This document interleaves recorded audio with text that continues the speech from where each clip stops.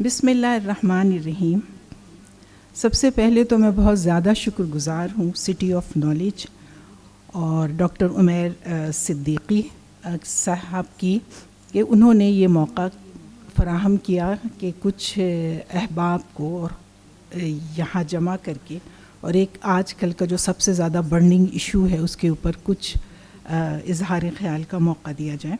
چند ہفتے پہلے یا شاید 2 مہینے پہلے یہاں پر ایک سیمینار ہوا تھا سٹی آف نالج میں صلاح الدین ایوبی کے حوالے سے, اور اس میں جب میں نے تذکرہ کیا تھا کہ میں یہ کتاب لکھ رہی ہوں تو اسی وقت ڈاکٹر صدیقی نے یہ کہا تھا کہ آپ کی کتاب آئے گی تو ہم اس کی ایک نشست جو ہے وہ یہاں پر رکھیں گے. مجھے بڑی خوشی ہوتی ہے جب میں social media per city of knowledge کی کچھ چیزیں ورکشاپس جو یہاں منعقد ہوتی ہیں اور یہاں پر جو اس طرح کے پروگرامز ہوتے ہیں وہ میں دیکھتی ہوں تو میں بڑا شکر ادا کرتی ہوں کہ شہر کے اندر کچھ فکری اور علمی سرگرمیوں کا کچھ لوگوں نے بیڑا اٹھایا ہوا ہے. اللہ کا شکر ہے, ورنہ مجھے لگتا تھا کہ ادارے ختم ہو رہے ہیں. زمانہ پروپیگنڈے کا ہے. ایسی حالت میں آپ سوچئے کہ مورخین کی اور اساتذہ کی ذمہ داریاں کتنی زیادہ بڑھ گئی ہیں, کیونکہ آپ یعنی ہر کوئی بھی ملک اپنا کوئی بھی پروجیکٹ لانچ کرنے سے پہلے سب سے پہلے پروپیگنڈا مہم شروع کرتا ہے, اور یہ 1-2 دن پہلے نہیں ہوتی ہے, یہ سالوں پہلے ہوتی ہے کہ ہم فلاں سن میں اگر فلاں ملک کو انویڈ کرتے ہیں, یعنی امریکہ اگر فلاں سن میں عراق کو انویڈ کرے گا تو اس کے لیے کیا ریئیکشن آ سکتا ہے اور کیا سوالات اٹھائے جا سکتے ہیں, ان کا ہمارے پاس کیا جواب ہونا چاہیے, اور اس کی بنیاد پر ایک پروپیگنڈا لانچ کیا جاتا ہے. اسی طریقے کا ایک پروپیگنڈا جو ہے وہ ہمارے یہاں کشمیر کے حوالے سے بھی ہمیں نظر آتا ہے, اور وہی پروپیگنڈا ہمیں فلسطین کے حوالے سے نظر آتا ہے. اور اس کے اوپر مغرب نے اتنا کام کیا ہے کہ مطلب حیرت ہوتی ہے کہ وہاں پہ کیا ہر شخص پیڈ ہے. کبھی میں سوچتی ہوں کہ کیا ان کو پیسہ مل رہا ہے جو یہ اتنی ڈیڈیکیشن کے ساتھ یہ کام کر رہے ہیں, اور یا یہ از خود کر رہے ہیں. ہمارے یہاں نہ پیڈ کام کرائے جا رہے ہیں اور نہ ہی از خود کام کرائے جا رہے ہیں, جس کی وجہ سے ہمارے یہاں تاریخ تو بالکل ہی دھندلکوں میں چلی گئی ہے. یعنی میں اپنی بھی ذمہ داری سمجھتی ہوں, اور میں یہ بھی جسے کہنا چاہیے اعتراف جرم کرتی ہوں کہ ہم نے وہ کچھ نہیں کیا اپنے طالب علموں کے لیے جو ہمیں کرنا چاہیے تھا اسلامی تاریخ کے استاد ہونے کی حیثیت سے. یہ دیکھیے, علم کے اوپر ہمیشہ لکھا گیا ہے, علم کے اوپر تمام آپ لوگ تو ماشاءاللہ اسلامک اسٹڈیز کے اسٹوڈنٹ ہیں, آپ کو تو علم ہوگا, ہر بڑے مفکر نے, عالم نے, محقق نے علم اور ذرائع علم کے اوپر لکھا ہے, اور اس میں وہ بتاتے ہیں کہ جی علم کے ذرائع یہ ہیں یا ہو سکتے ہیں. اور اس میں جیسے قرآن ہے جو کہ آپ کو ایک مستند علم دیتا ہے, تو پھر عقل آپ کو ایک ذریعہ علم ہے, اور پھر وجدان, بعض لوگ جیسے ابن خلدون ہے وہ تو کرامت کو بھی ایک ذریعہ علم مانتے ہیں. میں بہتوں کو دیکھ چکی ہوں جنہوں نے ان ذرائع علم کے اوپر بات کی ہے. مجھے ابھی تک شاید کوئی نہیں ملا جس نے تاریخ کو بھی ذریعہ علم بتایا ہو. تاریخ بہت بڑا ذریعہ علم ہے. ہم فرشتے نہیں ہیں, لہٰذا غلطیاں ہم نے بھی کی ہیں, اور ان کا اعتراف کر کے ہی انسان آگے بڑھ سکتا ہے. کوئی ایشو نہیں ہے اس کے اندر. نہ یہ دنیا فرشتوں کی دنیا ہے, نہ یہاں آباد کوئی بھی قوم فرشتہ ہے, اور نہ مسلمان فرشتے ہیں, نہ ان کی تاریخ فرشتوں کی تاریخ ہے. تو اس لیے تاریخ کو ایک آبجیکٹیو, ایک معروضی نظر سے پڑھنا, اپنی غلطیوں کو ماننا کہ ہاں جی ٹھیک ہے اس وقت یہ تھا تو اس وقت ہم نے یہ کیا تھا, اور اب یہ ہے تو اب یہ ہو رہا ہے, تو یہ تاریخ کو اس طریقے سے پڑھنے کی بہت زیادہ ضرورت ہے. اور وہ ایک بہت بڑا میں سمجھتی ہوں کہ ذریعہ علم ہے. It's a source of knowledge. تو یہ سارے علوم ہیں، چاہے وہ فلسفہ ہو، چاہے وہ تاریخ ہو، یہ وہ علوم ہیں جن کو ان کی ویٹیج ملنی چاہیے، جن کو اچھا. اور سب سے بڑی ضرورت اس بات کی ہے کہ اس پروپیگنڈا وار کے اندر حقائق کو پیش کیا جائے اپنے لوگوں تک، اپنے لوگوں کو بتایا جائے کہ اصل حقیقت اور تاریخ کیا ہے. بہت سی چیزیں ہم نے خود خراب کر دی ہیں. مثال کے طور پر آپ دیکھیے 1948 میں جب اسرائیل قائم ہوا تھا تو قائد اعظم محمد علی جناح بڑے قانونی آدمی تھے اور ظاہر ہے لاء سے تعلق تھے، کوئی بھی بات بے اصولی کی اور بے قانونی کی نہیں کرتے تھے. تو انہوں نے اس وقت یہ کہا تھا کہ چونکہ اس ریاست اسرائیل کی بنیاد چونکہ حق غصب کر کے کی گئی ہے، یعنی عربوں کو وہاں سے، وہ کوئی افتادہ زمین نہیں تھی جہاں پر لا کر کے اسرائیلیوں کو بٹھا دیا گیا، وہ عربوں کی زمین تھی. وہاں سے آپ ایک قوم کو نکال کر کے ایک قوم کو آباد کر رہے ہیں، یہ ظلم ہے اور یہ انتہا درجے کی بربریت ہے، وحشت ہے، جارحیت ہے.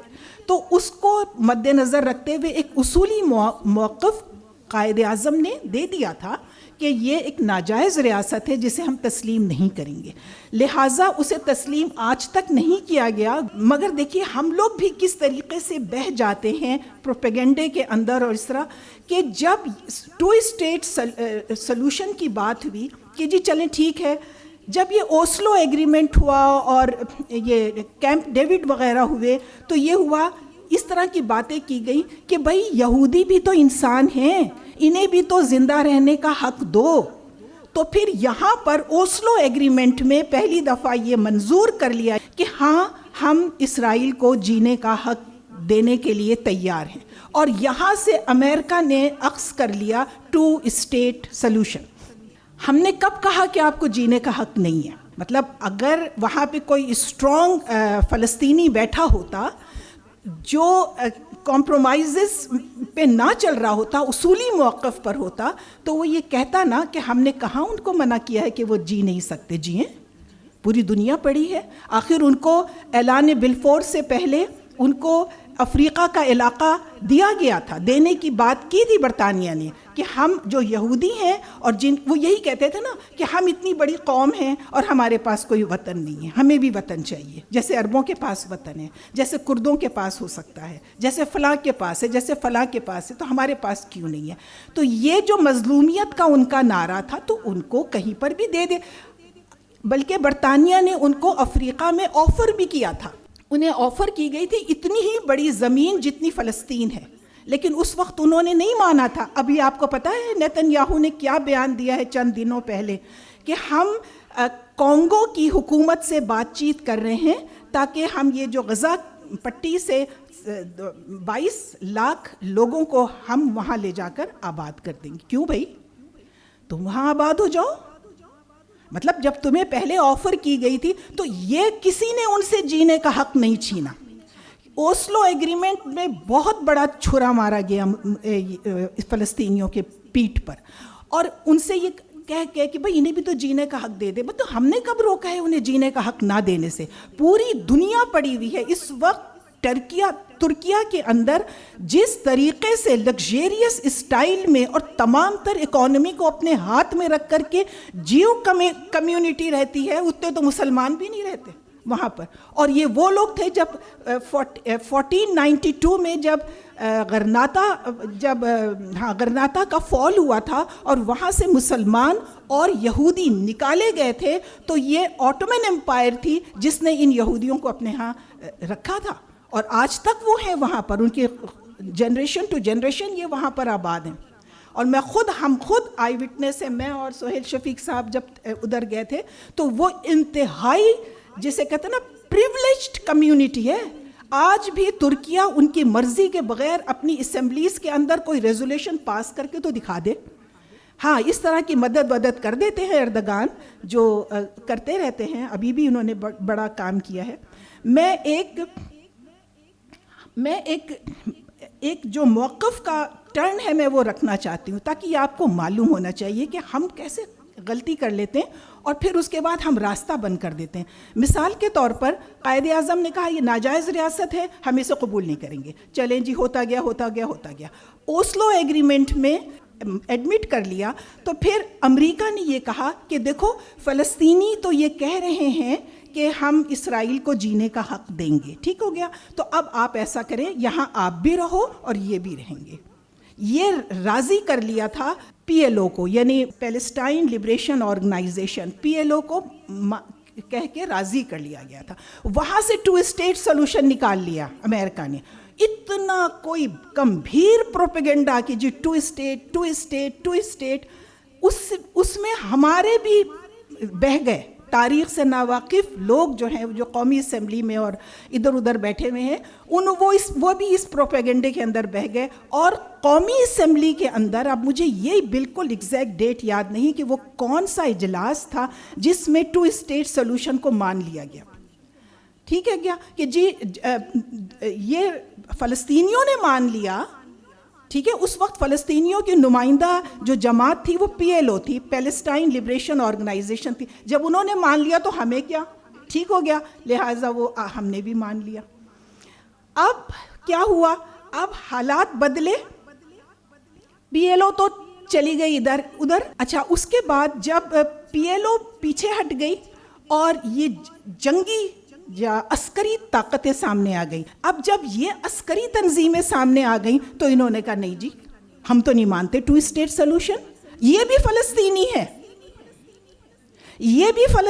ہے, یہ کہہ رہے ہم نہیں مانتے, ہم تو مانیں گے من النہر الی البحر, ہم تو دریائے اردن سے لے کر کے اور بحر روم تک کا علاقہ ہمارا ہے.